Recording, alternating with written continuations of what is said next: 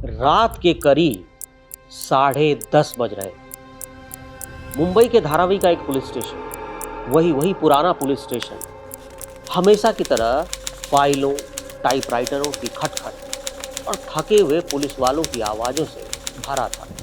बाहर बारिश हो रही थी और अंदर एक इंस्पेक्टर किसी अपराधी की फाइल पर झुककर बड़ी बारीकी से कुछ देख रहा। तभी थाने के दरवाजे पर एक दुबला पतला लड़का दिखाई देता है उसे। उसके हाथ में एक काले झागदार कोले की कांच की बोतल और वो धीरे धीरे चलता हुआ सीधे उस इंस्पेक्टर की मेज तक पहुंचता है और बिना कुछ कहे हाथ में पकड़ा बोतल मेज पर रख देता है। अब बोतल के मेज पर रखते ही पूरे कमरे में अचानक सन्नाटा।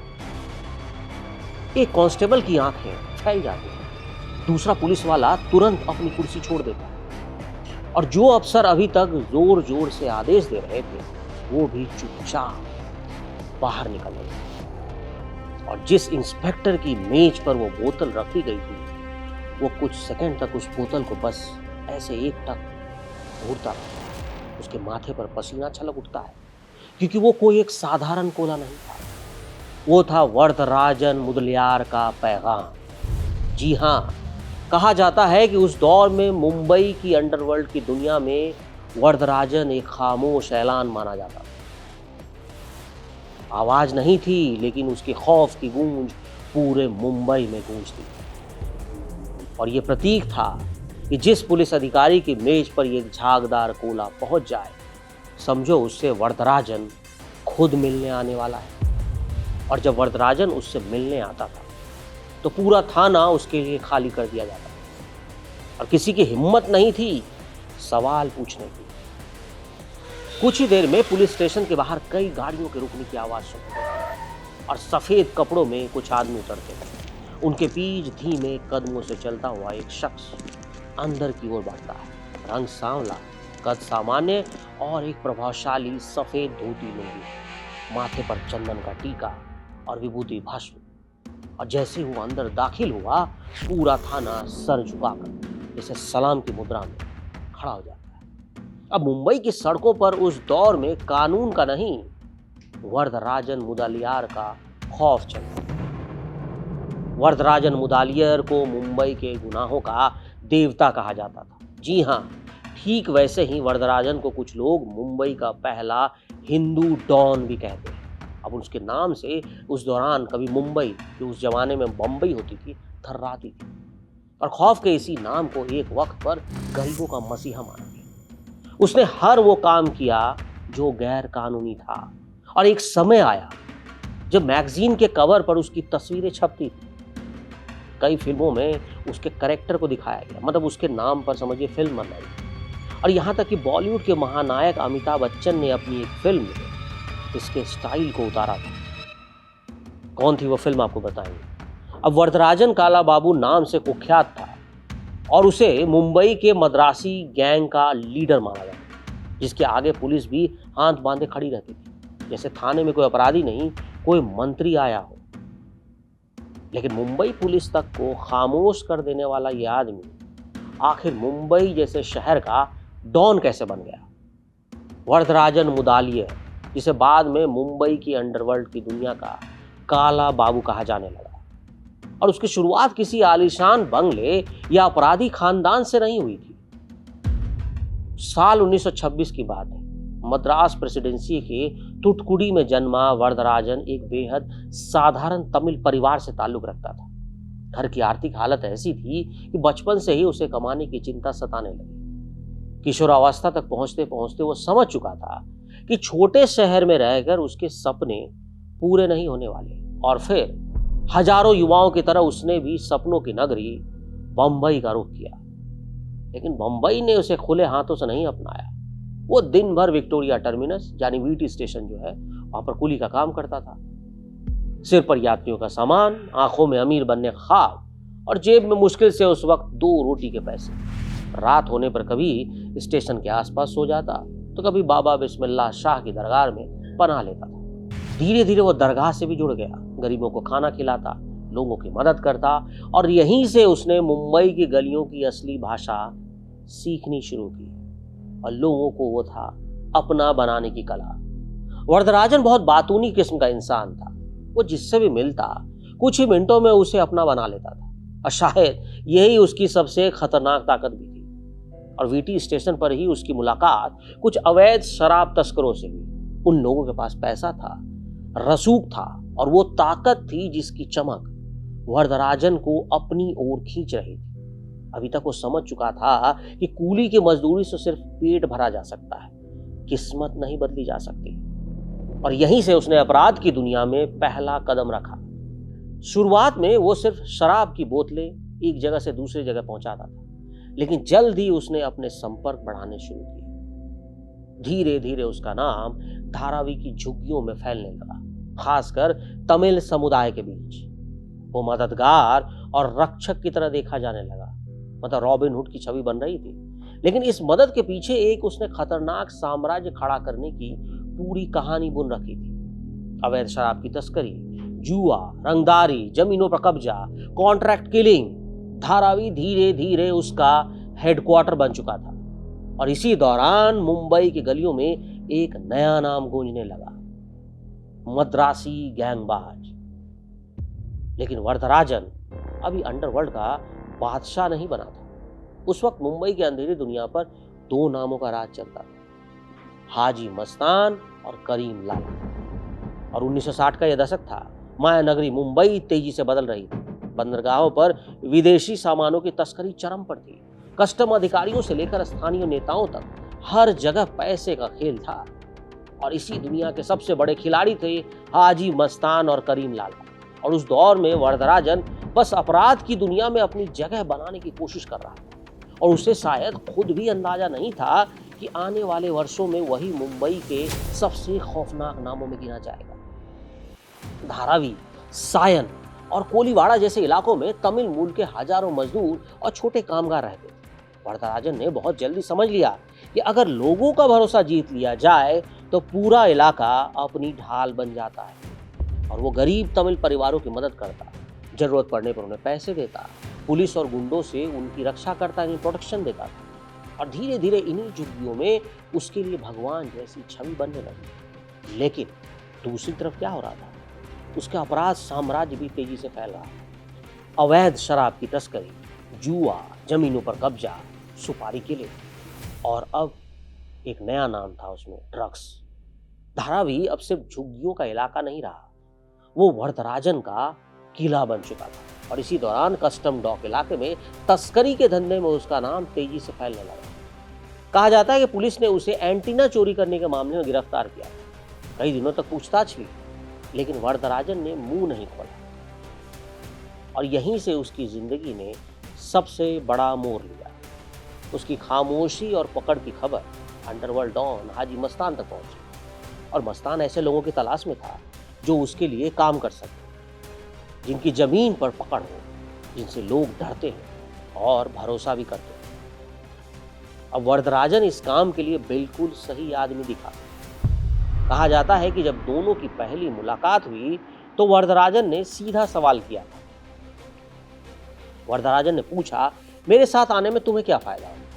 हाजी मस्तान ने बिना देर किए जवाब दिया, मैं तुम्हारे बाहुबल का इस्तेमाल करना चाहता हूं। बस यहीं से मुंबई अंडरवर्ल्ड के सबसे खतरनाक गठजोड़ों में से एक की शुरुआत हुई। जेल से बाहर आने के बाद वरदराजन पूरी तरह हाजी मस्तान के साथ जुड़ गया। मस्तान ने उसे करीम लाला से भी मिलवाया और फिर धीरे धीरे अपराध की दुनिया के हर दरवाजे उसके लिए खुलते गए। 70 का दशक आते आते मुंबई अंडरवर्ल्ड एक तरह से कहें 3 हिस्सों में बढ़ चुका था। असल कंट्रोल हाजी मस्तान के हाथ में था, लेकिन इलाकों का बंटवारा कर दिया गया। ईस्ट और नॉर्थ मुंबई का बड़ा हिस्सा वरदराजन को मिला, खासकर माटुंगा, धारावी और आसपास के तमिल बहुल इलाके उसके गढ़ भर गए। वहाँ आलम ऐसा था कि पुलिस भी उसके इलाके में कदम रखने से पहले कई बार सोचती थी, क्योंकि वहाँ सिर्फ वरदराजन का डर नहीं चलता था, उसकी अपनी पैरेलल सरकार चलती थी। लोगों की समस्याएं, जमीन के विवाद, पैसे का इंतजाम, नौकरी, इलाज, हर चीज के लिए लोग उसके पास जाते। किसी की शादी करानी हो तो वरदराजन। बदले में वरदराजन अपने साम्राज्य को और मजबूत करता चला गया। बाबा बिस्मिल्लाह शाह की दरगार भी वो नहीं भूला था। वहां उसके पैसों से दिए सैकड़ों लोग रोज खाना खाते थे। गरीबों के बीच यही उसकी सबसे बड़ी ताकत बन रही थी। लेकिन पर्दे के पीछे सरकारी तंत्र, पुलिस और अपराध की दुनिया को इस्तेमाल करके वो अपने नेटवर्क को लगातार फैला रहा था। उसका एक सिद्धांत था, कहे तो थ्योरी, कि लोगों को संतुष्ट रखो, खुश करो, लेकिन सिर उठाने मत दो। और शायद यही सोच वरदराजन मुदलियार को मुंबई अंडरवर्ल्ड का सबसे अलग और सबसे खतरनाक खिलाड़ी बनाती है। लेकिन अपराध की दुनिया का एक नियम हमेशा से रहा है, शिखर तक पहुंचना मुश्किल जरूर होता है, मगर उससे भी ज्यादा मुश्किल होता है वहां टिके रहना। वरदराजन के साथ भी कुछ ऐसा ही हुआ। 70 के दशक के अंत तक उसका साम्राज्य मुंबई के कई इलाकों में फैल चुका था। माटुंगा, धारावी, सायन और कोलावड़ी जैसे इलाकों में उसकी इजाजत के बिना कोई बड़ा काम नहीं होता था। पुलिस भी उसके इलाके में कदम रखने से पहले कई बार सोचती थी। लेकिन फिर मुंबई पुलिस में आया एक ऐसा अधिकारी जिसने वरदराजन के डर को चुनौती देने की ठान ली। क्या नाम था? नाम था वाईसी पवार। तेज तर्रार, सख्त और बेहद आक्रामक छवि वाले इस पुलिस अधिकारी ने साफ तय कर लिया था कि मुंबई में या तो कानून चलेगा या फिर गैंगस्टरों का राज खत्म होगा।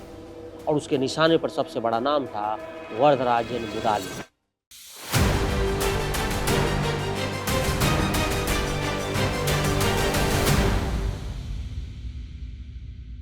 80 का दशक शुरू होते होते मुंबई की सड़कों पर एक नई जंग छिड़ चुकी थी। एक तरफ अंडरवर्ल्ड का वो डॉन जिसके सामने कभी पुलिस सिर झुकाकर खड़ी होती थी, और दूसरी तरफ था एक ऐसा पुलिस अधिकारी जो किसी भी कीमत पर झुकने को तैयार नहीं था। उसे अपने खाकी की खाई हुई कसम याद थी। वाईसी पवार ने धीरे धीरे वरदराजन गैंग की कमर तोड़नी शुरू की। एक एक कर उसके गुर्गे या तो एनकाउंटर में मारे जाने लगे या फिर जेलों के अंदर ठूस दिए गए। जिन गलियों में वरदराजन का नाम सुनते ही लोग रास्ता बदल देते थे, अब उन्हीं गलियों में पुलिस लगातार दबिश दे रही थी। वहां पुलिस का हंटर बज रहा था। मुंबई पुलिस के पूर्व अधिकारी वाईसी पवार ने अपनी आत्मकथा वाईसी रियल टाइम कॉप में लिखा है कि 1980 के दशक में वरदराजन मुदलियार का मुंबई के कई इलाकों में जबरदस्त प्रभाव था। धारावी और तमिल बहुल इलाकों में लोग उसे सिर्फ डॉन नहीं बल्कि मददगार आदमी मानते थे। पवार के अनुसार वरदराजन ने कई बार पुलिस अधिकारियों से संबंध बनाने और माहौल को अपने पक्ष में करने की कोशिश की। पवार लिखते हैं कि जब उन्होंने वरदराजन के नेटवर्क पर लगातार कार्रवाई शुरू की, तब उसके लोगों ने संदेश पहुंचाया कि भाई उनसे मिलना चाहता है।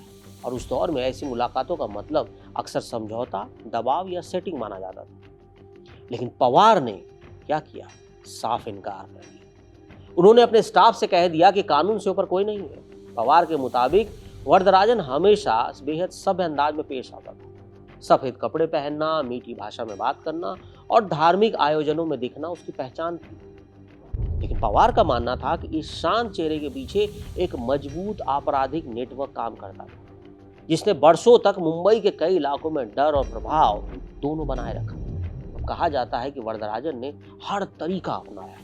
उसने संपर्कों का इस्तेमाल किया, दबाव डलवाने की कोशिश की, यहां तक कि भारी भरकम रकम देने का भी लालच दिया, यानी रिश्वत। लेकिन वाईसी पवार नहीं झुके और पहली बार वरदराजन को एहसास हुआ कि उसके साम्राज्य की दीवारों में दरार पड़ने लगी। वो आदमी जिसकी इजाजत के बिना पुलिस उसके इलाके में दाखिल नहीं होती थी, अब खुद पुलिस की नजरों से बचने लगा। माटुंगा में हर साल होने वाली उसकी भव्य गणेश पूजा भी अब पहले जैसी नहीं रही। कभी हजारों लोगों की भीड़ और रसूख का प्रतीक बनाने वाला यह आयोजन अब पुलिस की निगरानी में होने लगा। और धीरे धीरे हालात इतने बिगड़ गए कि वरदराजन को मुंबई छोड़ने का फैसला करना पड़ा। कि वरदराजन अब भागना चाहता था। अब वो अपनी तमाम जिंदगी वाईसी पवार की वजह से जेल के पीछे नहीं बिताना चाहता था। जिस शहर को उसने अपने डर और नेटवर्क से बरसों तक चलाया, उसी शहर से उसे चुपचाप निकलना पड़ा। वो वापस चेन्नई चला गया जहां से आया। लेकिन शायद मुंबई की गलियों में बिताए गए साल, लगातार तनाव और अपराध की दुनिया की अंतहीन लड़ाई उसके शरीर को अंदर ही अंदर खोखला कर चुकी है। कहा यह भी जाता है कि वेलू नायकन में कमल हसन द्वारा निभाया गया वेलू नायकन का किरदार उससे काफी हद तक असली मुंबई डॉन वरदराजन मुदलियार से प्रेरित माना जाता है। फिल्म के निर्देशक मणिरत्नम ने वरदराजन की जिंदगी, उसके उभार और धारावी में उसकी पकड़ को सिनेमाई अंदाज में दिखाया था। फिल्म में वेलू नायकर को एक ऐसे आदमी के रूप में दिखाया गया जो गरीबी और पुलिस अत्याचार से निकलकर मुंबई अंडरवर्ल्ड का बड़ा चेहरा बन जाता है। और यही कहानी काफी हद तक वरदराजन की असल जिंदगी से मेल खाती है। दिलचस्प बात यह है कि इस फिल्म में जनता का रक्षक के रूप में उसे दिखाया गया। ठीक वैसे ही असल जिंदगी में वरदराजन ने गरीब तमिल लोगों के बीच अपनी छवि रॉबिन हुड जैसी बनाई। इसी वजह से आज भी कई लोग नायकन को वरदराजन की सिनेमाई कहानी मानते हैं। और आपको बताया था मैंने, अमिताभ बच्चन ने भी एक फिल्म की थी, आपको नाम याद होगा, विजय दीनानाथ चौहान, अग्निपथ। कहा जाता है ये भी कुछ हद तक वो फिल्म जो थी वरदराजन पर ही आधारित थी, जिसमें अमिताभ बच्चन का पूरा गेटअप सफ़ेद कपड़ों में था और वरदराजन भी सफ़ेद कपड़े पहनता था, लेकिन वो सफारी सूट पहनता था। 2 जनवरी 1988 का दिन चेन्नई में दिल का दौरा पड़ने से वरदराजन मुदलियार की मौत हो गई। लेकिन आपको पता है कि मौत के बाद भी उसका नाम उतना ही बड़ा था। कहा जाता है कि उसकी अंतिम इच्छा थी कि उसका अंतिम संस्कार मुंबई में हो, और उस इच्छा को पूरा किसने किया? Underworld don Haji Mastan. अब ये कहानी है कि हाजी मस्तान ने इंडियन एयरलाइंस का एक चार्टर्ड विमान उसने अरेंज करवाया और वरदराजन का शव चेन्नई से मुंबई लाया गया। जब वरदराजन का शव मुंबई पहुंचा तो धारावी, माटुंगा और सायन कोलीवाड़ा की सड़कों पर जनसैलाब उमड़ा। हजारों लोग उसे आखिरी बार देखने पहुंचे थे। अब कुछ लोग उसे अपराधी मानते थे, कुछ डॉन, कुछ गरीबों का मसीहा, और कुछ उस दौर का ऐसा खौफ जिसके नाम से पूरी बंबई कांपती थी। लेकिन एक बात तो तय थी कि वरदराजन मुदालियार सिर्फ एक गैंगस्टर नहीं था, वो मुंबई अंडरवर्ल्ड के उस दौर की पहचान बन चुका था जहां अपराध, राजनीति, पुलिस और जनता सबकी सीमाएं धुंधली पड़ जाती है। मुंबई की चमकती इमारतों और भागती सड़कों के बीच एक दौर ऐसा भी था जब इस शहर की अंधेरी गलियों में कानून से ज्यादा डर अंडरवर्ल्ड का हुआ करता था। और वरदराजन मुदालियार उसी दौर का सबसे बड़ा चेहरा बना। एक कुली से लेकर मुंबई के सबसे ताकतवर डॉन बनने तक का उसका सफर सिर्फ अपराध की कहानी नहीं, बल्कि उस सिस्टम की भी कहानी है जहां गरीबी, ताकत, राजनीति और डर मिलकर एक आदमी को गैंगस्टर या कभी कभी कहें भगवान बना देते हैं। और शायद यही वजह है कि वरदराजन का नाम आज भी मुंबई की अंडरवर्ल्ड हिस्ट्री में जिंदा है, उस काली दुनिया में आज भी जिंदा है।